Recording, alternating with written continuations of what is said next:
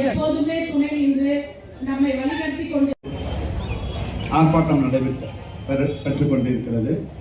இந்த ஆர்ப்பாட்டம் காங்கிரஸ் கட்சி பல்வேறு நிலைகளிலே முன்னாள் தலைவர் அருமை அண்ணன் நாடாளுமன்றமாகிய சிறுபான்மை நிலையத்தின் மரியாதைக்குரிய இது எப்படி அமைக்கப்பட்டது என்று சொன்னால், ஒவ்வொரு ஒவ்வொரு மாநிலத்தினுடைய ஜனத்தொகைக்கு ஏற்றாற் போல அந்த மன்றத்திலே பிரதிநிதித்துவம் இருக்க வேண்டும். உத்தரப்பிரதேசம் என்பது இந்தியாவிலேயே மிக அதிகமான ஜனத்தொகை உள்ள மாநிலம். அவர்களுக்கு எவ்வளவு இடம்? வடகிழக்கு மாநிலங்கள், மிகச்சிறிய மாநிலங்கள் மிசோரம், மேகாலயா, அஸ்ஸாம், தமிழ்நாட்டை போன்ற நடுத்தர மாநிலங்கள், மேற்கு வங்கத்தை போல மகாராஷ்டிராவை போல பெரிய மாநிலங்கள். இந்த மாநிலங்களுடைய ஜனத்தொகைக்கு தகுந்தாற் போல அந்த மக்கள் மன்றத்திலே, அந்த லோக்சபா என்று சொல்லக்கூடிய மக்களவையிலே இடங்களை அந்த அரசியல் சாசன சட்டம் பிரித்து கொடுத்து, அதற்கு பிறகு அதிலே ஒரு விதியை சேர்த்தது. 10 ஆண்டுகளுக்கு ஒரு முறை மக்கள் தொகை கணக்கெடுப்பை எடுத்து, அந்த மக்கள் தொகை கணக்கெடுப்பிற்கு தகுந்தாற் போல நாடாளுமன்ற உறுப்பினர்களுடைய எண்ணிக்கையை கூட்டுவது அல்லது குறைப்பது என்று அரசியல் சாசன சட்டத்திலே ஒரு விதி இருக்கிறது. அதன் பிறகுதான் இந்தியாவுடைய ஜனத்தொகை 30 கோடியிலிருந்து 100 கோடிக்கு வெடித்து கிளம்பியது. மத்திய அரசு, ஒன்றிய அரசு மக்கள் தொகையை கட்டுப்படுத்துவதற்காக மாநிலங்களுக்கு மத்தியிலே சிறப்பான திட்டங்களை அறிமுகப்படுத்தி மக்கள் தொகை பெருக்கத்தை கட்டுப்படுத்தவில்லை என்று சொன்னால் தேசத்தினுடைய பொருளாதாரம் வளராது என்று சொல்லி அதை ஒரு பெரும் திட்டமாக முன்னெடுத்த போது தமிழ்நாடு, கேரளம், ஆந்திரம், கர்நாடகம், மகாராஷ்டிரம் போன்ற மாநிலங்கள் இந்த மக்கள் தொகை திட்டத்தினுடைய நன்மையை உணர்ந்து படித்தவர்களாக இருந்ததால், சற்று நாகரிகம் உள்ளவர்களாக சமூகமாக இந்த சமூகம் இருந்த காரணத்தினால் மக்கள் தொகை பெருக்கத்தை கட்டுப்படுத்தி இவர்கள் குறைந்த மக்கள் தொகை விகிதத்துக்கு வந்து விட்டார்கள். ஆனால் உத்தரப்பிரதேசம், பீகார், ஒரிசா, ராஜஸ்தான், மத்திய பிரதேசம் 39 பேர் இருக்கிறோம். புதுவை மாநிலத்தை சேர்த்தால் 40. உத்தரப்பிரதேசம் 80 பேர் இருக்கிறார்கள். நமக்கு 50 விழுக்காடு கூட்டினால் நாம் 40 பிளஸ் 20 60. இன்றைக்கு நமக்கும் உத்தரப்பிரதேசத்துக்குள்ள வித்தியாசம் எவ்வளவு? நாம் 40, அவர்கள் 80. 40 எண்ணிக்கை தான் வித்தியாசம்.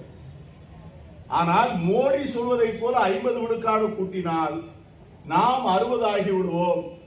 உத்தரப்பிரதேசத்திலே 120 ஆகி விடுவார்கள். நமக்கும் அவர்களுக்கும் உள்ள வித்தியாசம் 60 ஆகிவிடும். இப்படி பீகாருக்கும் உத்தரப்பிரதேசத்திற்கும் ஒரிசாவுக்கும் ராஜஸ்தானுக்கும் இப்படி கணிசமாக கூடுகின்ற போது, 1000 பேர் என்று நினைக்கின்ற போது, நம்முடைய 60 பேர் அடையாளம் தெரியாத கூட்டமாக பனிக்கட்டி கரைந்ததை போல அந்த பாராளுமன்றத்திலே நாம் இருப்பே வெளியே கொண்டு வர முடியாது. இது ஒரு பெரிய சதி. இப்பொழுது வடகிழக்கு மாநிலங்கள் இருக்கின்றன. அஸ்ஸாம், மேகாலயா, மிசோரம், மணிப்பூர், திரிபுரா, இவைகளெல்லாம் வடகிழக்கு மாநிலங்கள். இந்த மாநிலங்களில் எம்பிக்கள் 25 பேர்கள் இருக்கிறார்கள். நான் இங்கே பத்திரிகை படிக்கின்றவர்களை கேட்கிறேன், என்றைக்காவது அவர்களை பற்றிய செய்திகள் நாடாளுமன்றத்திலே வந்திருக்கிறதா? வடகிழக்கு மாநிலங்களை சார்ந்தவர்களுக்கான கோரிக்கைகளை அந்த நாடாளுமன்றம் முக்கியமாக வாதித்திருக்கிறதா? பத்திரிகைகளிலே கவனம் பெற்றிருக்கிறதா? ஊடகங்களிலே வாதத்திற்கு வந்திருக்கிறதா? வரவில்லை. ஏன்? அவருடைய எண்ணிக்கை மிக மிக குறைவு. அதை போன்ற ஒரு நிலைக்கு தென் மாநிலங்களை தள்ள நினைக்கிறது மோடி அரசாங்கம். இதைத்தான் நாம் மறுவரை தவறு என்று சொல்கிறோம். அது மட்டுமல்ல, மறுவரை செய்வதற்கு மோடி துடிப்பதனுடைய காரணம் என்னவென்று சொன்னால், ஒவ்வொரு தொகுதியையும் பாஜக வெற்றி பெறுவதற்கு வழிகோலுகின்ற வகையிலே அவர்களுக்கு எதிரான வாக்காளர்களை துண்டு துண்டாக ஆடி பல்வேறு தொகுதிகளிலே கொண்டு சேர்ப்பது. அதைத்தான் அசாமிலே செய்துள்ளார்கள். அசாமிலே இஸ்லாமிய சிறுபான்மையினர் டிசைடிங் ஃபேக்டர் என்று ஆங்கிலத்தில் சொல்வார்கள். அவர்கள் வாக்களித்தால் வெற்றி பெறக்கூடிய வாய்ப்பு ஒட்டுமொத்தமாக. அப்படி தொகுதிகள் 40 தொகுதிகள் இருந்தது. இந்த 40 தொகுதிகளிலே சிறுபான்மை மக்கள் எப்படி வாக்களிக்கிறார்களோ அதை பொறுத்துதான் வெற்றி அமையும். கூடுமான வரை இந்த 40 தொகுதிகளிலே காங்கிரஸ் கட்சி தான் வெற்றி பெற்று வந்தது. பட்டியலின மக்கள், பழங்குடி மக்கள், சிறுபான்மை மக்கள் பாஜகவுக்கு வாக்களிப்பதில்லை. ஆகவே இந்த மக்கள் பரவலாக வாழ்கின்ற பகுதிகளிலே காங்கிரசுக்கு வெற்றி பெறக்கூடிய வாய்ப்பு தொகுதி மரவரை என்கிற பெயரிலே நம்முடைய மாண்புமிகு பிரதமரும் உள்துறை அமைச்சர் அமித்ஷாவும் என்ன செய்தார்கள் என்று சொன்னால், அந்த 40 தொகுதிகளிலே இருக்கின்ற சிறுபான்மை வாக்காளர்களை எல்லாம் ஒன்றாக சேர்த்து ஒரு 4 சட்டமன்ற தொகுதிக்குள்ளே அடைத்து அங்கே 90 விழுக்காடு இஸ்லாமியர்களாக மாற்றிவிட்டார். இப்ப இந்த 4 தொகுதியில கேள்வியே கிடையாது, அவங்க ஜெயிச்சிருவாங்க.